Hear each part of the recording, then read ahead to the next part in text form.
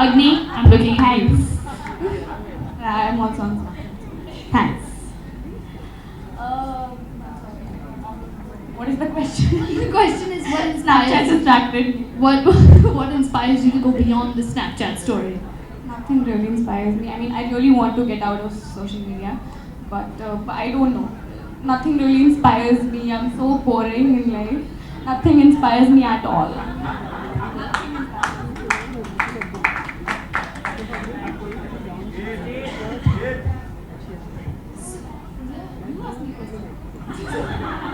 I suck at this.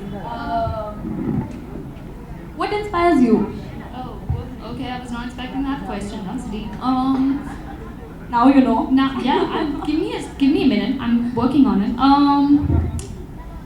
I guess just the fact that when you write a story worth telling, it becomes something that people can actually read and enjoy, and it could possibly become part of their lives in a way that you would never even have guessed.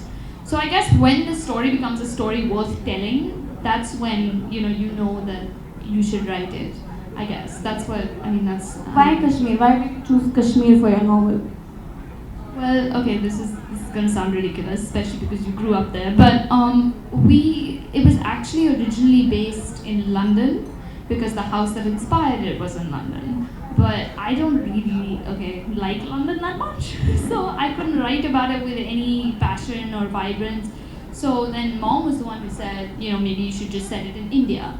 But I was like, okay, but I need snow to be around the house at least one season of the year because that's the kind of house that it is. And then she said, okay, set it in Kashmir. And I was like, that's not a bad idea. You've been to Kashmir, of course. Yeah, of course. We used to go once every year because Dad grew up there. But I mean, I don't doubt that it's very different for you having grown up in Kashmir than it is for me having grown up in Mumbai.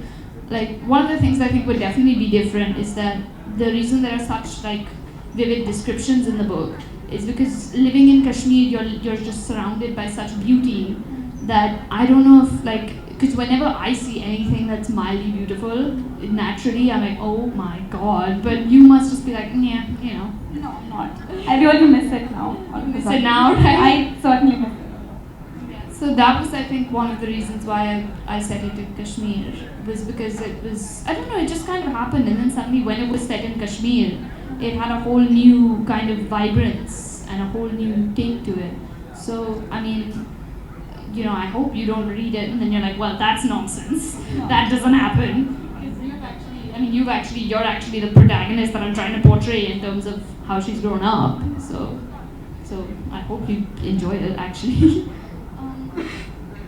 So what is it actually like then, growing up as a 16-year-old in Kashmir? Because I'm writing from imagination and bits of research.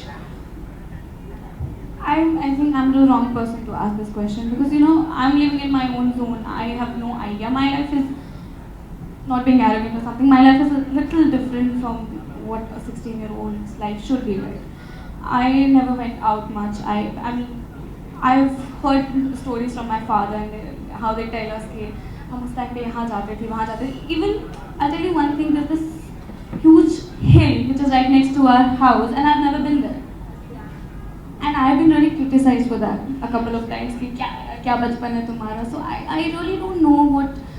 I mean, now a 16-year-old is as similar as a 16-year-old you will meet in Bombay or in Delhi or somewhere else. So there's not a huge difference, but it could be that to some extent you might see a vast variety of opinions and views they have. They have different stories to tell you. They have their own ideas about almost everything. So I think apart from that ideology, I don't think there's a vast difference or anything else you'll see. Okay, and this is like a topic that people may think is not serious, but I'm being very serious about this. I would like to raise a bit of awareness about the difficulties that come with having short hair. Because it's not easy. And what did you say? You were on the set one day, right? You told me. I was on the set one day, and this is when we actually started shooting after my hair was cut. And I was very excited. Oh wow, I'm in a movie. Why don't people come up to me and click pictures with me? So this first experience of my first picture, where this little kid comes to me and he's like, "ये तो Aamir Khan film में है ना? ए भैया मेरे साथ एक photo खिंचाओ ना." like, I was taken aback for 10 minutes and I didn't talk to anyone for an hour. I mean it. I didn't talk to anyone. I sat in my van and I was like, I'm not coming out of this place. No, I went into the ladies' bathroom and I'm just trying to wash my hands. I'm not trying to get into this screaming kid in the corner. And the mother is just like, can you please calm down? It's not even that big of a deal. I don't know what they were talking about. And then the kid goes, but mommy, he's not even supposed to be in here. And I was like, excuse you. And so yeah, it's way tougher than people think it is, first of all. Although I have seen you in long hair, but you look really good in chocolate. Thank you. But at least yours is now there's nobody mistakes you anymore for a guy, right? Now that it has grown, yeah. Fortunately, it's been a year now. Because I don't know, I don't want to grow it out though, because then it'll be like that awkward length where it's like kind of an Indian style afro, but like it's weird and then Racist. no, but it's true. I don't know how that's gonna work out. So yeah, but also, oh yeah, I just remembered I wanted to ask you this. You told me that you had a kitten. And how do pets? I have it. You have. Kill her. I take it back. You have a kitten. How do pets help in the creative process? Because I know we have 6 dogs and they are just, I mean, they're crazy, but they help sometimes. I don't know how they help in the creative process, but they really help you in, they build your emotions. I mean, they lift your mood. They really lift your mood. That's all I can say. Yeah, that's true. Like at the end of a long day, just a face full Lift of your mood a fur. lot. Especially when you don't have.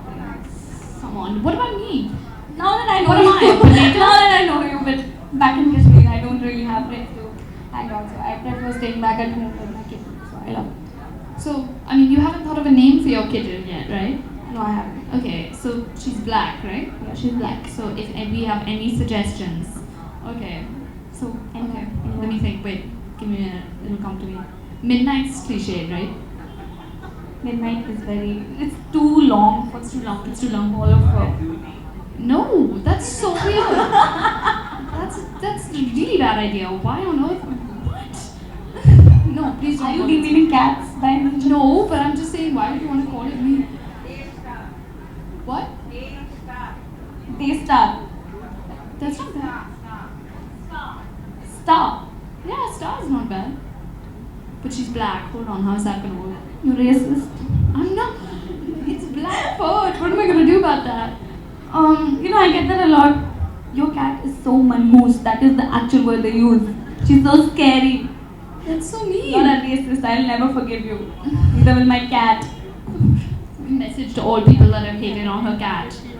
She does not forgive and she does not forget. Okay.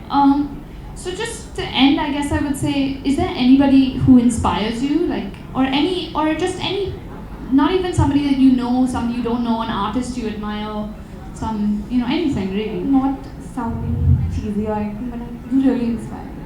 Ever since I've met you, you really do. Okay, this was not planned. This was not planned, of course. I did not know she was going to say this.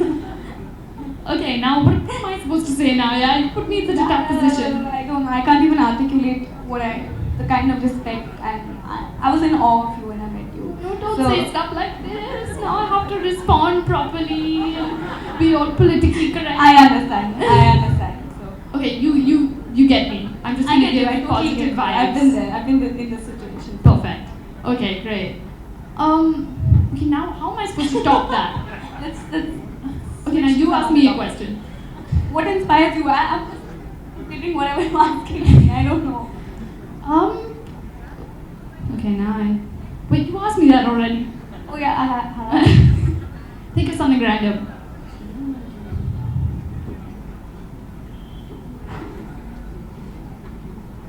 I'm so sorry. I'm so bad at asking questions. I'm so sorry. Okay, wait.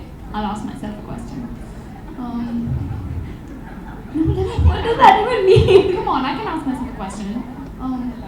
Let me just think of a normal question that somebody would want to. So, how long in total did it take you to make the film versus did it take me to write the book? Because mine took like 1.5 to 2 years. So, how long? I really don't know. There's a difference in writing and when you act. So I can only talk about my part. Yeah. Because I was not involved in the The whole part. Yeah, the whole preparation or whatever. So I was only involved for 8 months. I can only talk about my involvement in it. I was only involved for 8 months. Yes, I know. I think it took them 4 years to write the script and execute everything. I really don't know. Okay, but one question that I genuinely want to ask. Whenever I listen to myself on a video, I hear myself and I sound really squeaky. Does that happen to you when you're watching yourself on film? You just I feel hate like, to watch myself on screen. right? I hate it. Like, isn't that kind of annoying? It's annoying and it's so embarrassing. It's really embarrassing. I hate it. I never watch my interviews. I was scared to watch my film. Yeah, but you had to go, right? Because you can't be like, No, I can't watch it. I don't want to watch it. It's just too down The class. first few ads I shot, my voice was dubbed. So Oh. it was okay. But in the movie, I was like, now I have to watch myself for an hour. For just like, well, okay, I actually thought of a nice quote to wrap up on, so I'm going to wrap up on a nice note, which is that there's this really, I guess now that you asked what inspires me, I have a good answer for that now. There's a quote from a movie, Midnight in Paris, that my friend Anjali, who's sitting somewhere where I can't see, showed me, where Judi Dench says, we all fear death and question our place in the universe. The artist's job is not to succumb to despair, but to find an antidote for the emptiness of existence. So that's what inspires me.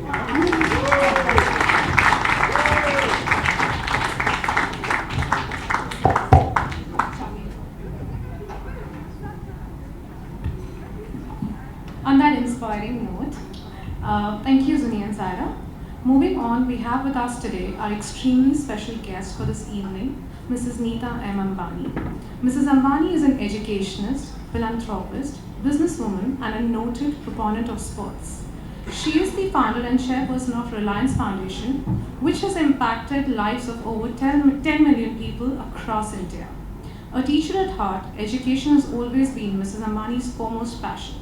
She is the founder and chairperson of Dhirubhai Ambani International School, India's #1 international school, and that provides leadership to 14 schools that educate 16,000 students annually. Mrs. Ambani leads the Sir H.N. Reliance Foundation Hospital in Mumbai, which provides affordable international quality healthcare. Last year, Mrs. Ambani was elected as a member of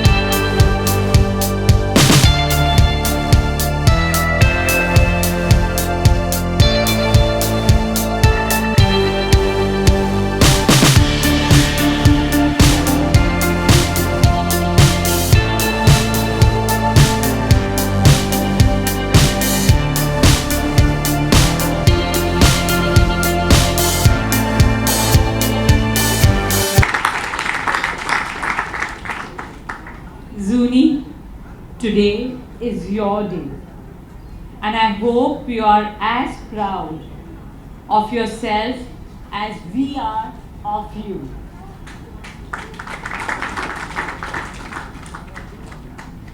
What can I say, Zuni? This evening fills me with nostalgia and brings fond memories of your childhood. I have known Zuni since the day she was born. Literally a tiny bundle of joy born to Anu and Vinod. She has grown quickly and blossomed in front of my eyes. I still vividly remember Zuni as a shy, frail 4-year-old when she joined Dhirubhai Ambani International School. But even as a young girl, I could see the spark in her. Her innate ability to express herself and craft words was truly marvelous. An avid reader and a talented writer, full of imagination, wit, and humor, Zuni has always been a teacher's delight.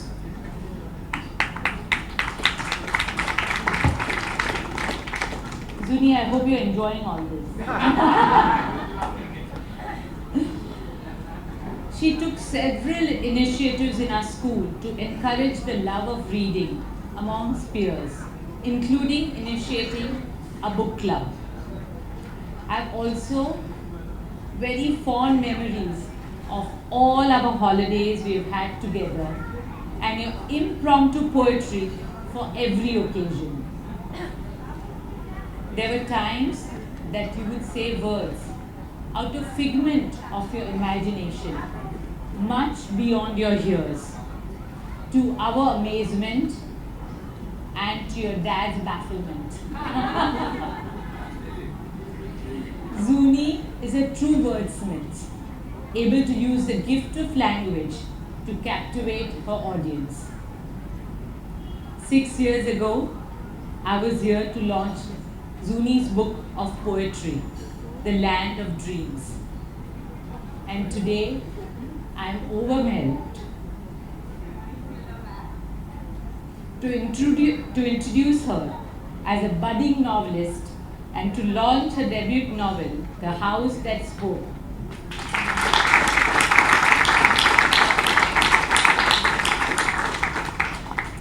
It is truly an extraordinary achievement at the age of just 15.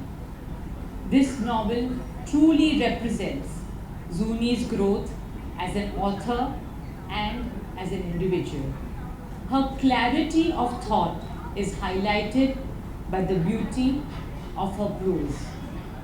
Zuni, all of us at the school are filled with pride that we have nurtured a promising author. And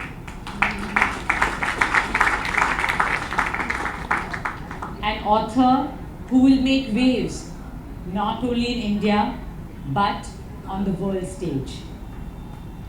This is also the time to appreciate Anu and Vinod.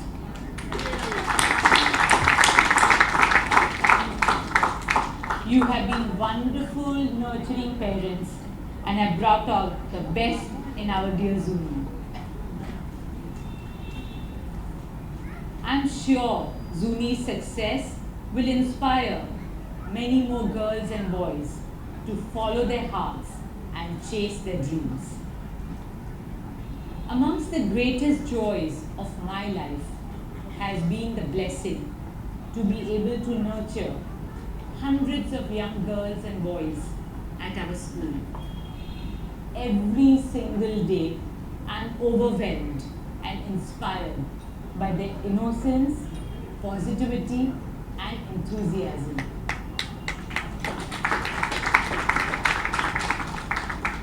And it is evenings like this that are indeed a very special celebration of that wonder and talent of all our children. Zuni, congratulations. And may you always continue to inspire with your poems and enthrall with your words.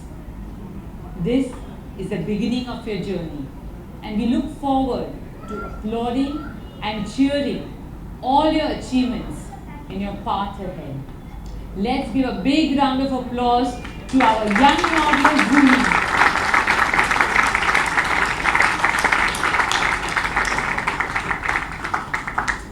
I also want to take a moment to congratulate another inspiring young girl, Zaira, whose performance in Dangal was so impactful and touching. Let's give a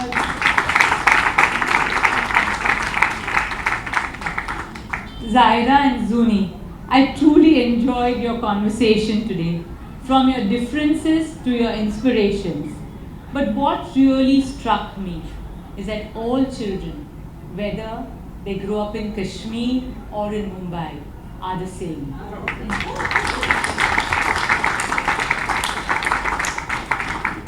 I wish you both great success and much happiness in the years ahead. Good luck, and may God bless your path always.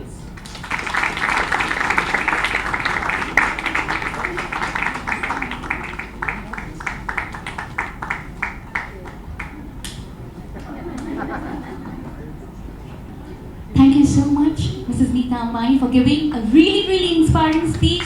Please, a huge round of applause for her, please. And now we would request Zuni Chopra to read from her book, The House That Spoke. Come on, a huge round of applause for her as well. Please feel free to clap. Thank you.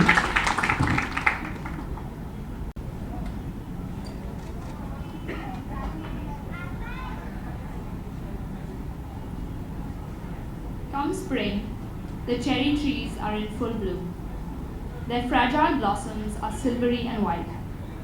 Ruby red roses dot the bushes, and butterflies flutter in and out of the vines that grow around the house.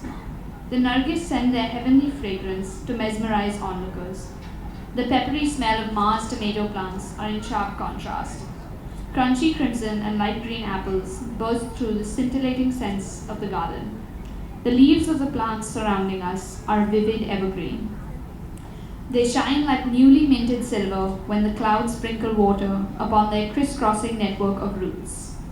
The hibiscus flowers are a pearl white and a blush pink, with an exquisite aroma that causes me to become lightheaded.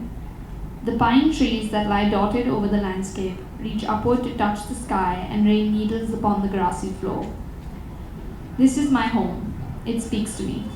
This is the house that takes me in when I've had enough of the world. This house is the pearl that resides in the oyster of my heart.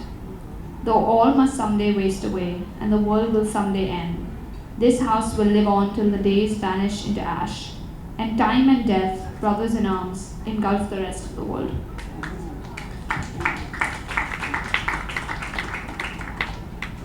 My mother never leaves a thread undone.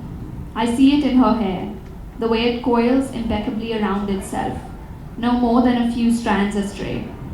I see it in the way she walks, at ease yet upright, fixing things that bend at odd angles, or shutting windows left so slightly ajar that you could almost miss their breeze. I see it most of all in her threads themselves, in the way they entwine with each other like gnarled, twisted stumps of decaying oak, in the way they wind themselves lovingly around her fingers and slip into position just as she draws them away.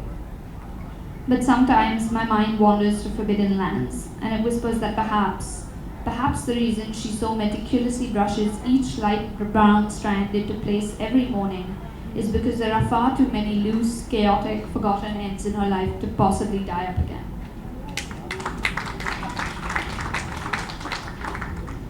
The fresh autumn morning was just beginning to bloom. It seemed as though the sky had slept in, and slept well, and was thoroughly happy about it. I always make it a point to awaken to the sight of the mountains, their crevices creating rivers of gushing snow. Small trees dotted across the lush green landscape at their feet, sun blazing above their shining white peaks. I kept the curtain closed halfway, however, since Ma was sleeping and she'd been up late the night before, cleaning. I opened the window slightly and took in a great gust of cool air. The wind seemed to dance across my sleepy eyes. Outside, the chinar swayed lazily in the breeze, the rays of sunlight gleaming on its leaves. Thank you.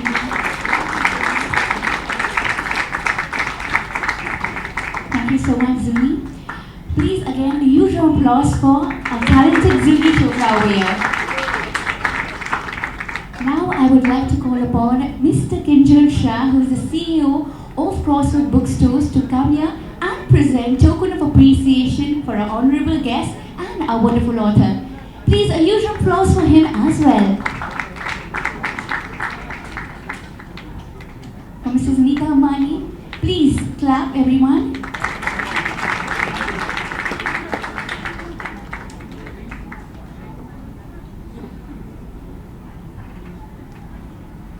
Zuni Chopra.